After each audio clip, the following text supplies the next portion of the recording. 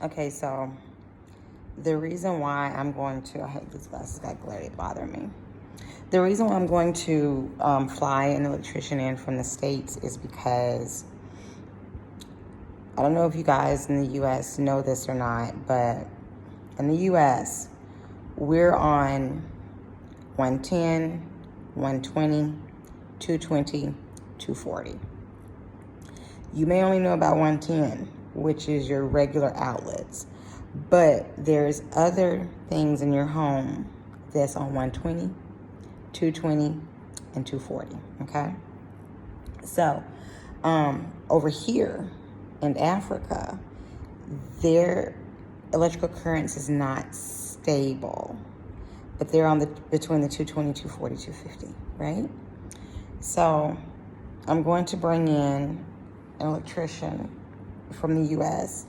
to wire up my house, because whoever wired up this house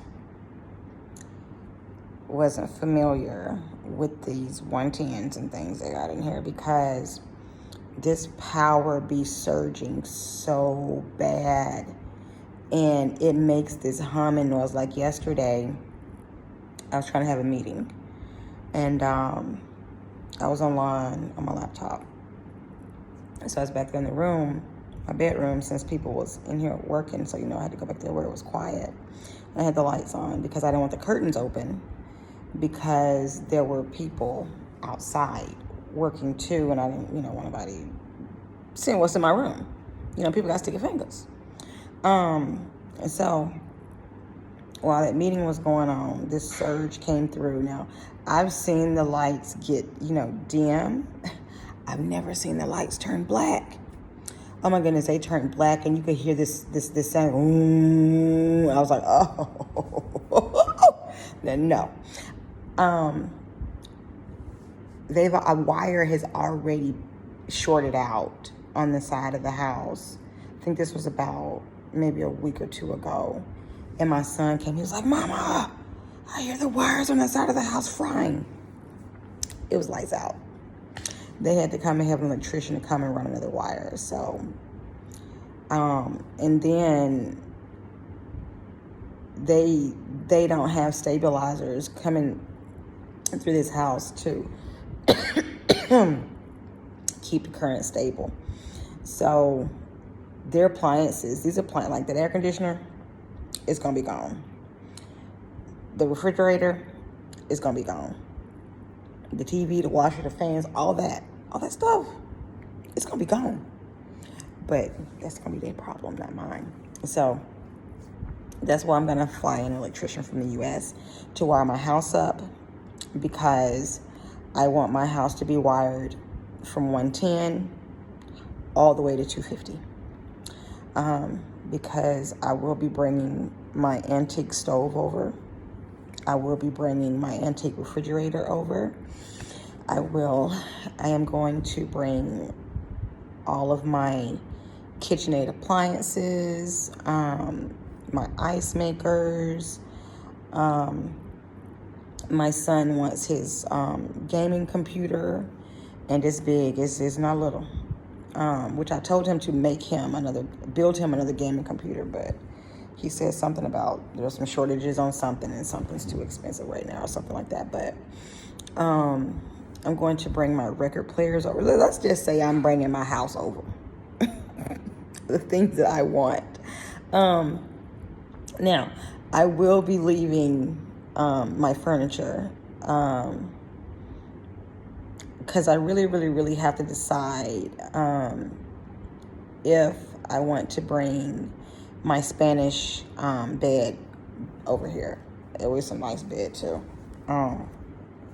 It costs a lot of money, but the thing is really, really heavy. Y'all gotta excuse me. I don't know if this is my allergies or if I'm getting sick from these different people being in and out of this house working. But my eyes are watering right now. What was I gonna say? Yeah, that bed is really, really heavy. And if it get messed up during transit, because, you know, it's got these big posts, and it's a beautiful bed. It's a Spanish bed, and it's got carvings, and it's beautiful. So I think I'm more than likely gonna leave my bed there and just have the carpenter.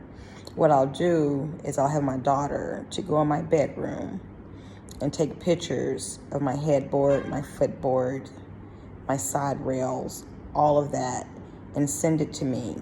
And I'll show it to the carpenter and see if he can duplicate that. And I'm also going to leave my leather furniture in the States because it was too expensive. How much did my husband pay for that furniture?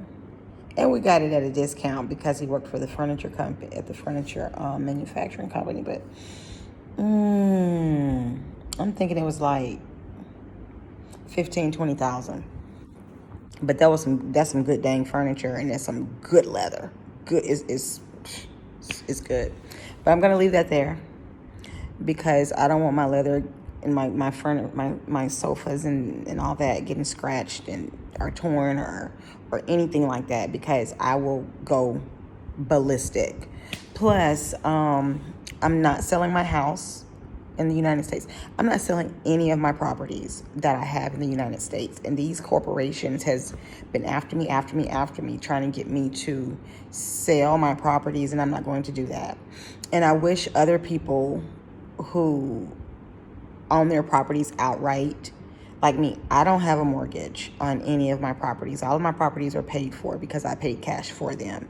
I wasn't going to play that financing or mortgage game and end up paying all that interest and stuff. Now here, how much is my house? Okay, let me go and drop that right now. Go and give me my deed. Get my deed of trust. Give me all that. So that's what I did. So I own all my properties. But what they're doing in the United States, and I should just do this in a separate video, but I'm not. But what they're doing in the United States is people that own their properties, these companies and corporations are coming in trying to get the people to sell by offering them cash money. Now, some people are selling. They've been trying to get me to sell my stuff for over a year, and I told them, I'm not selling anything because I'm not hard up for no money. I'm good. My stuff paid for. And so what they want to do is they want to have it to where the people that live in the United States citizens don't own anything. So that means if you don't own anything, then you have to rent. So you have to rent. That means it'll never be paid for. It'll never be yours. So you constantly have to work in order to pay for that. And that's going to be more tax revenue coming out your check to go to the government's coffers. So that's what's going on, guys. And so if you own your home, don't sell it. Especially if you own your home outright. Do not sell it. If you have a mortgage on your home and you're paying your mortgage payments and they're affordable and you can afford it, do not sell your home. Do not refinance your home. Don't do it. Don't do no home equity line of credit. Don't do none of that. Do not do anything that's going to jeopardize your shelter. Don't do that. And I say that to say this. Let's say, okay, you have a lot of equity built up in your house, right? These companies will come at you. Oh, here, do a HELOC, which is a home equity line of credit, where they go and refinance your house and they give you the money for the equity that you've built up in your home. Okay, let's say you go and do that, right? That's going to be a second mortgage on your house to your first mortgage, unless you just refinance the whole thing and have one mortgage. But let's say you go and do that and then something happens, because one thing you cannot do, you cannot predict the future. You never know what's going to happen. But something happens and then you're not able to pay your mortgage. You're out. These people don't care about you. They're putting you out. You know what? Now, this is my right eye, and it looks really, really black. It does. The TSA, I don't, And I'm just going to get me an attorney and just file some type of lawsuit because I'm tired of TSA going into my luggage. But anyway, I had a transplant before I came here to Africa. And TSA went through our luggage because we always have a big checked bag that is a medical bag. And it has all of our medications, first aid, everything that we need be in that bag. So my medication to keep my body from rejecting my transplant was in that bag, that suitcase. And they went through our luggage. Like, why? Wait a minute. My mouth be slick. Why y'all messing with our stuff? We was going international. Why y'all messing with our stuff? Why y'all in our stuff? We didn't have no contraband. With nothing in that suitcase, contraband, narcotics, or anything like that. Now, we did have some narcotics in there, but they were legal narcotics. And we got the prescription, brand new prescription bottles straight from the pharmacy. Honey, they done went in there, went through our medication, opened up our medications, then left bottle tops in there because now you know they stole some of our pain pills. You know that, right? They got our OxyContin. And they took my my Cellcept. What you need that for? Did you have an organ transplant? Why you need my medication? So anyway, I have not had my transplant anti-rejection medication since I think October 25th or 26th. So now my body is starting this rejection. So hopefully, and so all this is going on with me. It's all kind of stuff going on with me. So hopefully my body will spare me until I can get back to the United States the end of this month and get my Cellcept, because I have plenty of Cellcept at home in the refrigerator. And so yeah, you just gotta hold off for 2 more weeks, body. Hold off for 2 more weeks. Don't shut down. So I can get that. So there's my little rant. I hate TSA. I hate it. But yeah, and that's why I'm going to fly in Electrician from the United States, because I want to be able to bring my stuff over from the U.S. and I also want to be able to purchase things here if things that I bring over from the U.S. fail. And I also want stabilizers and surge protection on my house. So I think that's going to be it for today, because I'm sure this video is too long, and I want long videos because I got a short attention span. So I'll probably break that up in 2 parts so it won't be so long.